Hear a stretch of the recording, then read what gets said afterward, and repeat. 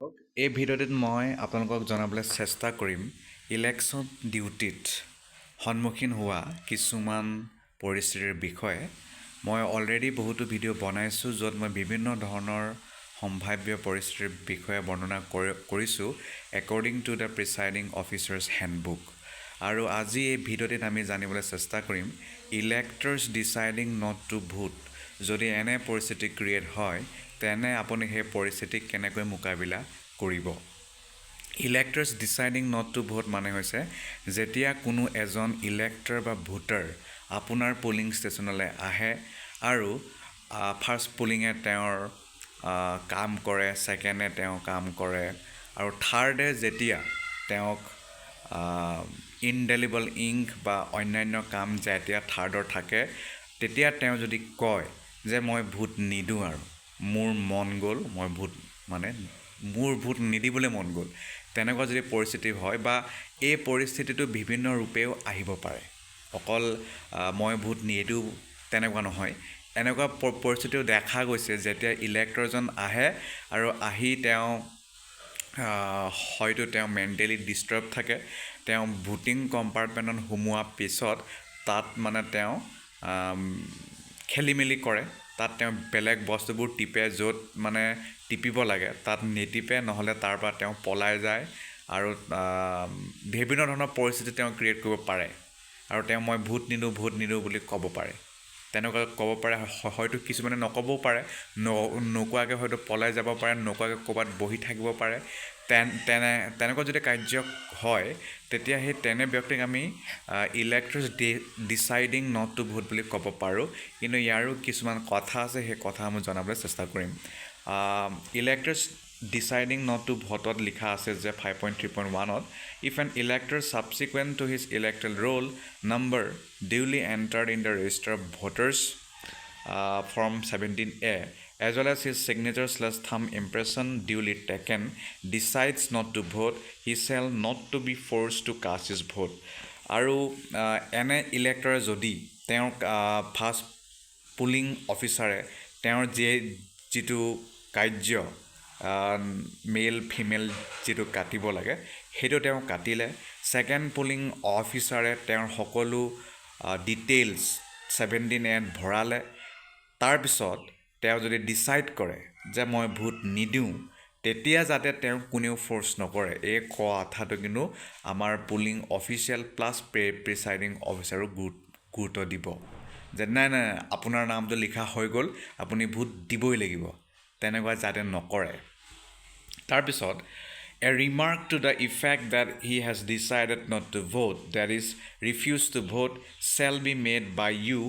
in the remarks column against his entry in the register of voters. 17A register of votersত যিটো লিখা হ'ল তেওঁৰ নামটোতো already লিখা হ'ল, এতিয়া সেই ৰিমাৰ্ক ছেকশ্যনত আপুনি লিখিব পাৰে ৰিফিউজ টু ভোট বা decided not to vote. Refuse to vote বা ডিচাইডেড নট টু ভোট বুলি লিখিব লাগিব সেই কলম ছেকশ্যনত, সেই ৰিমাৰ্ক ছেকশ্যনত। আৰু আপুনি যিহেতু তেওঁৰ নামটো লিখিয়ে দিলে, এইটো কাটাকটি কৰাৰ প্ৰয়োজন নাই, আপোনাৰ এই বস্তুটো মাইনাছ হৈ যাব। গতিকে এনেকুৱা নেভাবিব যে মেচিনত কি হ'ব, এতিয়া মেচিনত বোলে অলৰেডি কমি আছে, ইয়াত বাঢ়ি আছে, সেইটো আপুনি চিন্তা নকৰিব, কাৰণ সেইটো মাইনাছ কৰিব পাৰে। তাৰপিছত ইউ মাষ্ট পুট ইয়ৰ ফুল ছিগনেচাৰ বিল' ডেট ৰিমাৰ্ক, আৰু সেই ৰিমাৰ্কটো লিখাৰ পিছত ৰিফিউজ টু ভোট বা ডিচাইডেড নট টু ভোট সেইটো লিখাৰ পিছত আপুনি প্ৰিচাইডিং অফিচাৰে ফুল ছিগনেচাৰ এটা মাৰিব ৰিমাৰ্কৰ তলত। In part 1 of the form 17C in place of under rule 49 in the bracket O in item 3 বা লেফ্ট উইথাউট ভোটিং বা ৰিফিউজ টু ভোট বুলি আপুনি লিখিব পাৰে under rule 49 in the bracket Oৰ ভিতৰত। will be inserted for those electors who after signing in register of voters from 17A wish to live without voting. তাৰপিছত the signature or thumb impression of the elector shall also be obtained against such remark, আৰু আপুনি তেওঁৰ signature নহ'লে thumb ইম্প্ৰেশ্যনটো ল'ব লাগিব যিজন ইলেক্টৰে vote দিবলৈ মান্তি নহ'ল।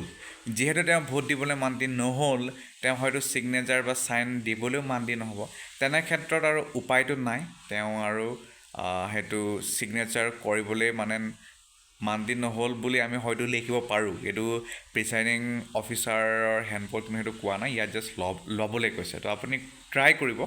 তাৰপিছত It shall, however, not be necessary to make any change in the serial number of the elector or of any succeeding electors in column 1 of register of voters আৰু যিটো চিৰিয়েল নম্বৰ তেওঁৰ নামত লিখা হ'ল সেইটো কিন্তু কাটকুট কৰি বা সেইটো ৰিপ্লেচ কৰি পুনৰ লিখাৰো প্ৰয়োজন নাই বুলি কৈছে if the allot button on the control unit has been pressed to make the ballot unit ready for recording a vote by an elector but he refuses to vote either u/third polling officer whoever is in charge of the control unit should direct the next voter straight away to proceed to the voting compartment to record his vote after entering necessary remark in register of voters from 17A আৰু কৈছে যদি বোলে third পুলিঙে বা আপুনিও হ'ব পাৰে presiding officer আপুনি ballot বাটনটো চিউ টিপিয়ে দিলে কাৰণ কোনেনো জানে তেওঁ ভোটটো নিদিয়ে বুলিতো গম পোৱা নাছিল আৰু তেতিয়া কিন্তু আপুনি একো ভয় খাবলৈ প্ৰয়োজন নাই আপুনি নেক্সট যিজন ভোটাৰ আহিব তেওঁক ক'ব পাৰে যে আপুনিয়ে যাওক কাৰণ মানে বেলট বাটন টিপাই আছে তাৰপিছত if the allot button on the control unit has been pressed to release voting on the ballot unit for the last elector but he refuses to vote in that cases as a first step u/third polling officer whoever is in charge of the control unit shall put the power switch